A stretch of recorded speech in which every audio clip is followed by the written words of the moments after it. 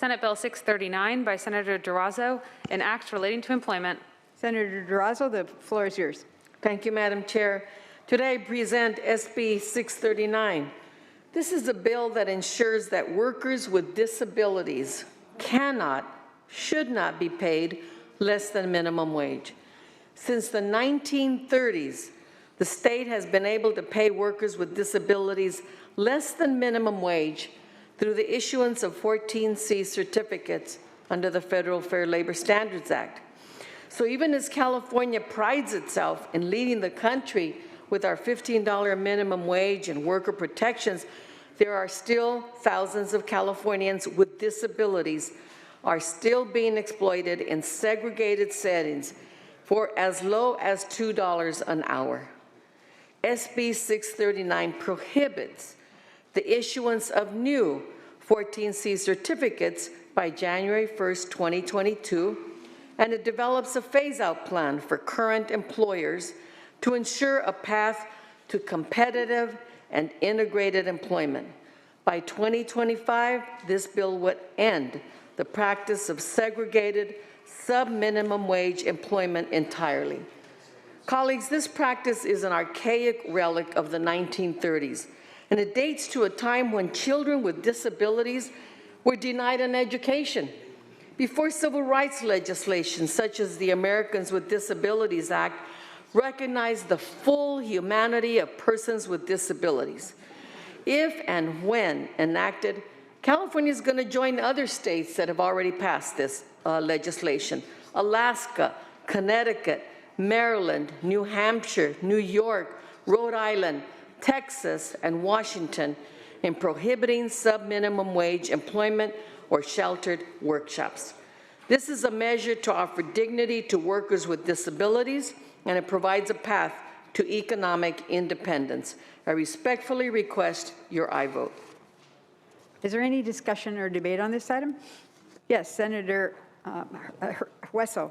Thank you, Madam President. I'm just asking members to urge their support for this bill. I carried this bill here in the Senate floor back in 2014. This is a good, humane and thing to do that will give these individuals, these wonderful people that some of them work very hard every day, that deserve at least a minimum wage, the right to get one in our state. We don't really deserve a law saying that people are half a person or a quarter of a person or even a 16th of a person. So this is a very humane, wonderful bill, and I urge people to vote for it. Senator Glazer. Thank you, Madam President and members. This bill certainly has good intentions to prevent the exploitation of people with disabilities. But there are some unintended consequences that I wanted to raise. I've been hearing from my constituents that the bill would prevent people with the most serious disabilities, including those born with severe Down syndrome, cerebral palsy, autism, from even getting a job. These folks are currently employed by what are known as sheltered or work activity workshops for those with significant disabilities. This legislation, as the author indicated, would eliminate this category. If this happens, the companies that now employ these people will likely hire people in the disabled community who could do the job more quickly. Otherwise, they'd be paying twice as much per hour, say $15 rather than $7.50, to people who might take twice as long to do the task. That's not a sustainable model for them. And in the long run, it could harm the very people that we're trying to help. I would encourage and urge the author, as she moves this bill forward, to consider ways to protect the most vulnerable in the disabled community so they can continue to work. The intentions of the bill are admirable, but there is a class of those that are disabled that really can be harmed by this legislation. Thank you. Is there more discussion or debate on this item? For Senator Grove. Thank you, Madam President. I do tend to agree with my colleague that just previously spoke. I do know the author's heart, and it is in the right place to make sure that people with intellectual disabilities make more, minimum wage or more. That's very important. But there are individuals out there, our Bakersfield Association, our Bakersfield ARC employs people in these sheltered workshops. And some of the individuals that make minimum wage can bag a product, 50 to 100 products a day. And then some individuals with, severe intellectual disabilities only bag maybe 3 products a day when they do this process. But the dignity of being able to go to work, even if you're only bagging 3 products a day or assembling 3 bags to be distributed. When I say bags, it's stuff that goes into the prison system and things like that. Comb, toothbrush, toothpaste, soap. The individuals with the severe intellectual disabilities are going to be the ones that are hurt. And when you go talk to these people, it's not the fact that they bag only put together 3 packages a day. It's the fact that they carry their lunch pail and they've got a job and they take pride in that job. And it may take them several hours to put those small packages together. But I just see that with this bill, and I don't know how you fix it. I mean, I don't even have a solution. I don't know if you gauge it on somebody's disability. Those that are severely impaired would still be able to work in these sheltered workshops and be paid in order to have that dignity of having a job. But those that are, more qualified or less disabled, I'm not sure how you even word it, because it's a very tough area to work in. And I see your heart on the legislation, and they should be paid more than, minimum wage or above. But I just don't see employers. I don't see employers or individuals hiring individuals to do a job that would take someone all day to do it because of their intellectual disability, and then not having that pride of having a job. I have a individual, a severely disabled, Down syndrome, severely Down syndrome young man. He's 23 years old, and he carries his lunch bag, his lunch pail like his dad every day to work.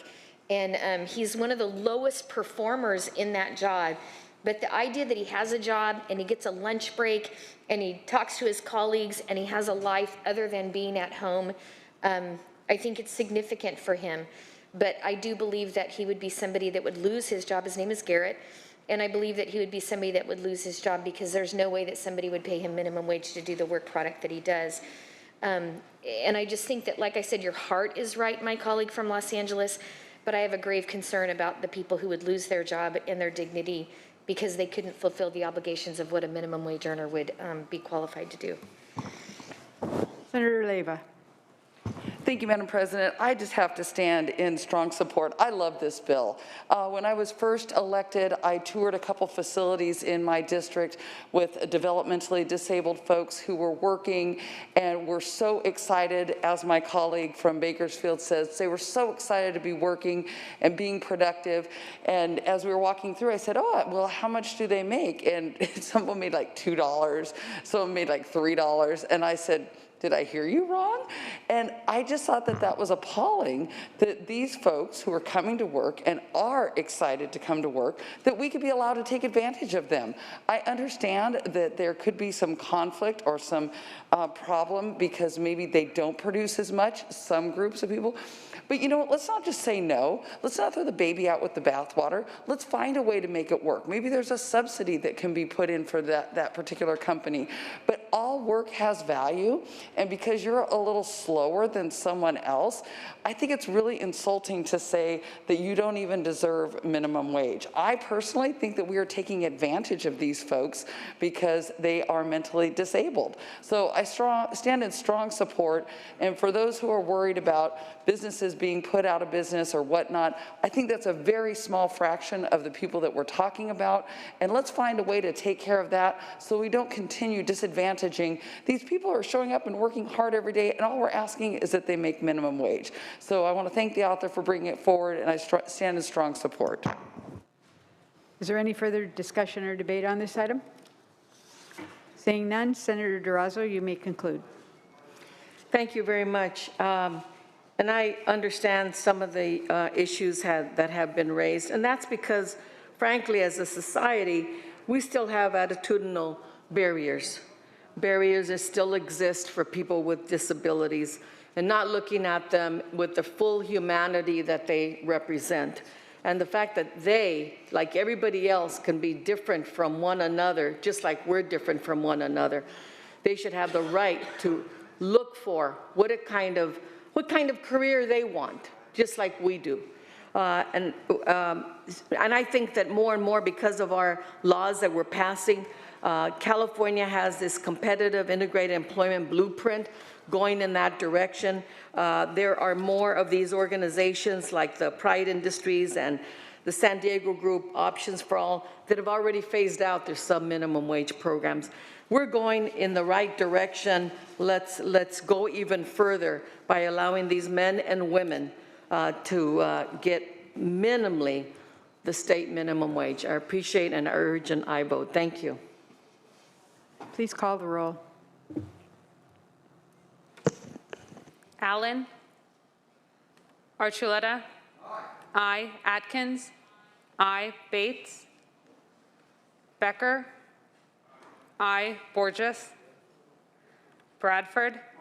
Aye. Caballero. Aye. Cortese. Aye. Dally. Dodd. Aye. Durazo. Aye. Eggman. Aye. Glazer. Gonzalez. Aye. Grove. Hertzberg. Aye. Hueso. Aye. Hurtado. Aye. Jones. No. Camlogger. Aye. Laird. Aye. Leyva. Aye. Limon. Aye. McGuire. Aye. Melendez. Min. Aye. Newman. Aye. Nielsen. Aye. Ochoa Bogue. Pan. Aye. Portantino. Aye. Roth. Aye. Rubio. Skinner. Stern. Aye. Umberg. Aye. Wachowski. Aye. Wiener. Aye. Wilk. Please call the absent members. Allen. Aye. Bates. Borges. Dally. Glazer. Grove. Melendez. Ochoa Bogue. No. Rubio. Skinner. Aye. Wilk. Please call the absent members. Bates. Borges. Dally. Glazer. Grove. Melendez. Rubio. Aye. Wilk. Ayes 31, noes 2. The measure passes.